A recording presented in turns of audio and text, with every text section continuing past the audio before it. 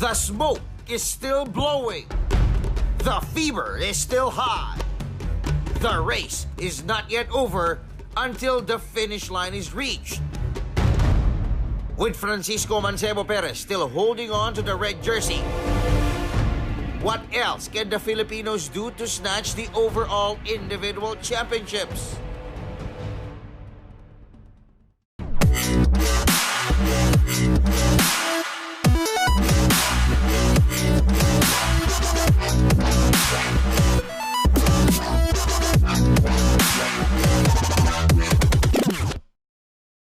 Four grueling stages has passed, but we still have 148.9 kilometers more before we finally unveil the 2019 LBC Ronda Pilipinas champion.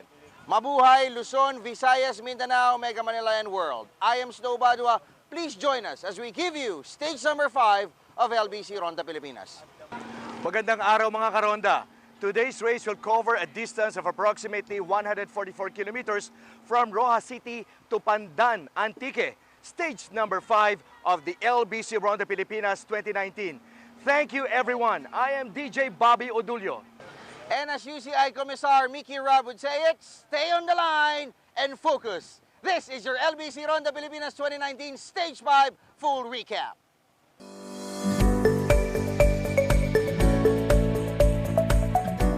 It's the final stage, and the thrill continues. All riders are still focused on the bigger prize.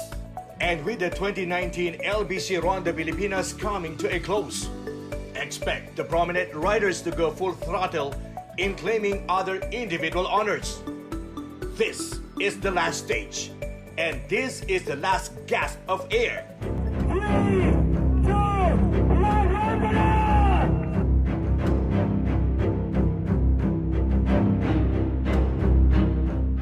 In the first 12 kilometers, Philippine Navy Standard star climber Junrei Navarra took an early lead, bringing with him Sean Ho Bang of Corail KTX Korea and Mukama Desel Chaichiragimi of Terengganu, Malaysia to form the first lead pack.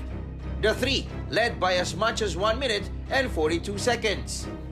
Just a few seconds behind the two-man breakaway are the two Go for Gold riders in the person of Jonel Carcueva and under-23 classification leader Ismael Grospe. In less than a minute at the tail of the two road warriors of boss Jeremy Go is the peloton, which is again controlled by Matrix Power Tag of Japan, led by red jersey donor Francisco Mancebo Perez. While the two-man breakaway was registering 38 kilometers per hour, the main bunch was only knocking 29 kilometers per hour. A few minutes after, Grospe and Carcueva joined forces with the three riders in front. As their number improved, their power was also amplified.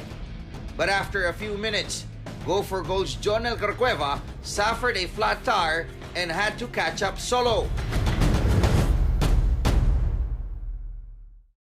With still more than 128 kilometers left in the race, the peloton slowed down and paced itself. This time, 7-Eleven riders took control of the first group, obviously monitoring Philippine Navy and Go for Gold riders, their main rivals in the team classifications. Will the four riders sustain their momentum, or will the now aggressive peloton swallow them anew? We will find out when 2019 LBC Ronda Pilipinas Stage 5 full recap returns.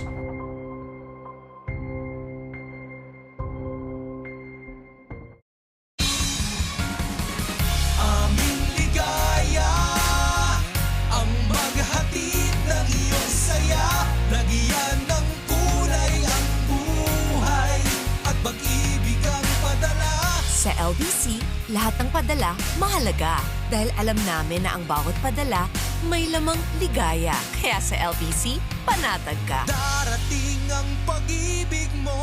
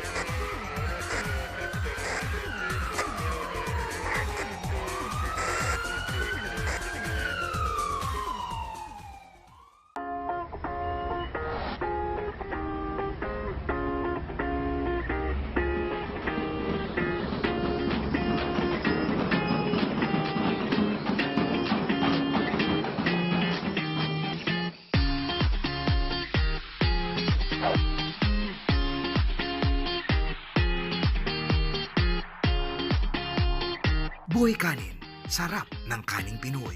For franchising, please call 0932-256-1161 or 02-352-8130.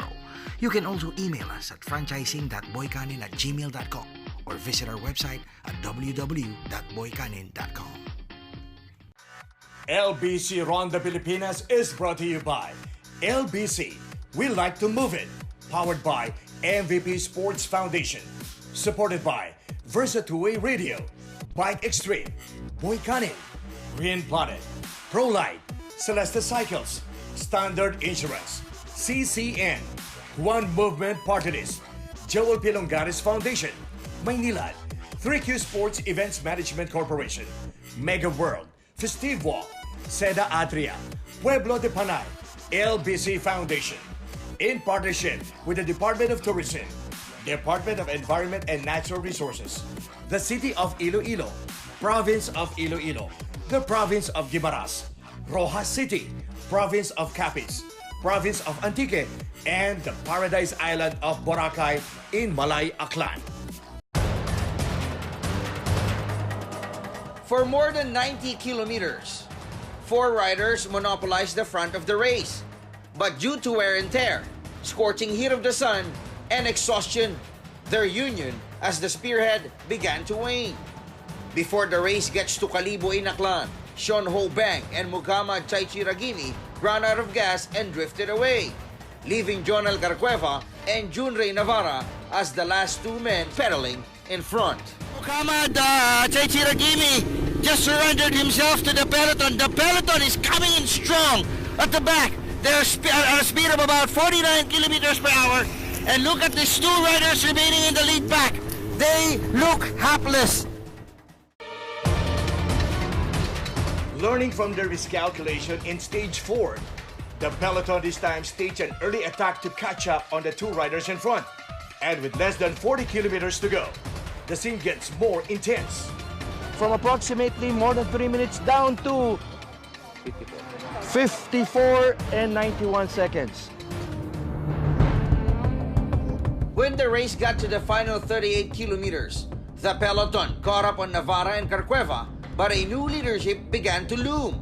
Reigning Tour de Langkawi champion Artem Ovechkin, Marvin Tapik, and El Joshua Carino bolted the peloton. But a few seconds later, it was reduced to a showdown in front between Carino and Ovechkin. The peloton tried hard to catch up on the 2 riders in front, but both riders showed resiliency. And because the peloton is overwhelmed by 7-Eleven team trying to catch up on the 2 breakaway riders to protect their lead over Philippine Navy, which is also trying to slow down the group, the main bunch became unstable. And this allowed Ovechkin and Carino to just breeze to the finish line en route to a one-on-one clash to the finish. Will it be Artem Ovechkin or Joshua Carino? Let's see! Artem Ovechkin in front! Artem Ovechkin in front! And Joshua Carino is the back! It's Joshua Carino! And Joshua Carino! Artem Ovechkin second! Congratulations to Joshua Carino! The victory was the first this year for Carino, who is the reigning Le Tour de Filipinas champion. The stage dominance also gave the Navymen a stronger hold to the term the best Philippine team after eking out a 2 out of 5 stage victories in the tournament. Meanwhile, after winning the LBC Ronda Pilipinas 2019 crown, Francisco Mancebo Perez claimed that the title will be one of his most favorites considering that he won it at the age of 42. I hope I stay too many more years. I like too much the cycling.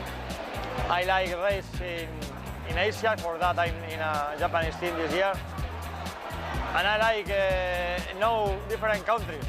This year was my first time here, and it's I told before, a very nice country, and I wish stay 10 more years. And though he failed to defend his crown, Ronald Oranza emerged as the best Filipino rider to win the Boy Kanin franchise worth 400,000 pesos. Malaking experience para sa amin kasi nakalaban namin yung dating Francis Mancebo. Sa amin, yung lakas namin, sakto lang. Pero yung experience namin, meron naman kami. The Navy also dominated the sprint with Junrey Navarra, while George Chukaner was named the king of the mountain. Gopher Gold discovery Ismael Grospe ruled the under-23 classification, naming himself one of the brightest young riders in the country. His teammate Daniel Vencarino is also in the top 3 of the category. From being the best grassroots cycling development program for Filipinos, from being the Philippines' most respected cycling event, from being the country's biggest cycling race, the 2019 edition of your LBC Ronda Pilipinas proves that this 9-year event can also become one of the best UCI Asia Tour races. With an organization as exuberant as LBC, there is no question that Philippine cycling is geared to the right direction with every staging of your LBC Ronda Pilipinas. Well, the prestige is there. The Ronda Pilipinas has always been in the map, but now it's really stamped on the map. You know, people have followed us. Our live stream has reached tons of other places in the world, you know, but because of Ronda. So it also helped the company and the sponsors, you know, to put their brand out there. I am Snow Badwa. I am DJ Bobby Udulio. And this is your biggest and your best cycling race in the Philippines.